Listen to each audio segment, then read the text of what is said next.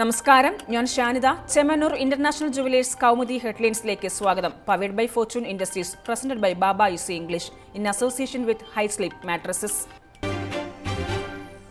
വീഴ്ചയോ ജാഗ്രത കുറവോ? ചെമ്പനോട വില്ലേജ് ഓഫീസിലെ കർഷകാത്മഹത്യയിൽ വില്ലേജ് ഓഫീസർക്കും തഹസീൽദാർക്കും വീഴ്ച പറ്റിയെന്ന റിപ്പോർട്ട്. എന്നാൽ വില്ലേജ് അസിസ്റ്റന്റ് സലീഷ് തോമസ് സംഭവത്തിൽ നേരിട്ട് പങ്കാളിയായതിനോ ഉദ്യോഗസ്ഥർ കൈക്കൂലി ആവശ്യപ്പെട്ടതിനോ വേണ്ടത്ര തെളിവുകൾ ലഭിച്ചിട്ടില്ലെന്നും റവന്യൂ മന്ത്രിക്ക് കൈമാറിയ റിപ്പോർട്ടിൽ അഡീഷണൽ സെക്രട്ടറി.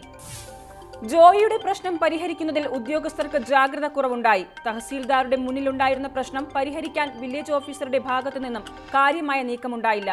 അനിഷ്ട സംഭവങ്ങൾക്കിടയാക്കിയത് ഈ കാരണങ്ങളെന്നും റിപ്പോർട്ടിൽ പരാമർശം.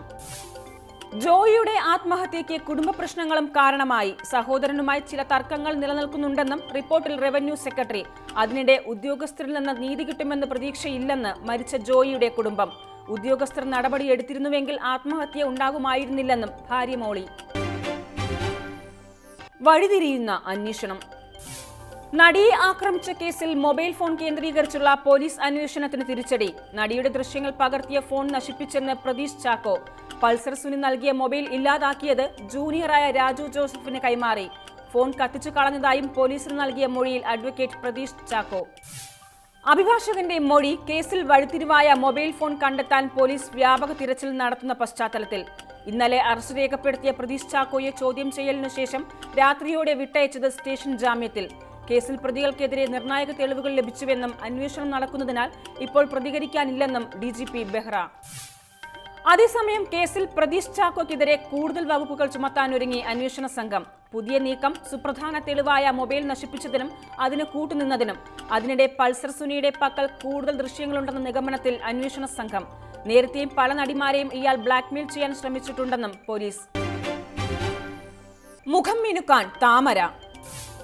കോഴ ആരോപണത്തിന് പിന്നാലെ BJP സംസ്ഥാന ഘടകത്തിൽ തലമുറ മാറ്റത്തിനൊരുങ്ങി കേന്ദ്ര നേതൃത്വം. വിഭാഗീയ പ്രവർത്തനങ്ങൾക്ക് ചുക്കാൻ പിടിക്കുന്നത് മുൻ സംസ്ഥാന അധ്യക്ഷനെന്ന് വിലയിരുത്തൽ. ചിട്ടയായ പ്രവർത്തനത്തിലൂടെ പൊതു തിരഞ്ഞെടുപ്പിനൊരുങ്ങുന്ന സംസ്ഥാന ഘടകത്തിന് കോഴ ആരോപണം പ്രതിച്ഛായ നഷ്ടം വരുത്തിയോ എന്നതിലും അന്വേഷണം. കേന്ദ്രം ലക്ഷ്യമിടുന്നത് കുമ്മനത്തെ അധ്യക്ഷ സ്ഥാനത്ത് നിലനിർത്തി യുവാക്കൾക്ക് പ്രാധാന്യം നൽകുന്ന സംസ്ഥാന കമ്മിറ്റിയെ. ഇതിനായി RSS നേതാക്കളുമായി ദേശീയ നേതൃത്വം ചർച്ചകൾ ആരംഭിച്ചതായും സൂചന.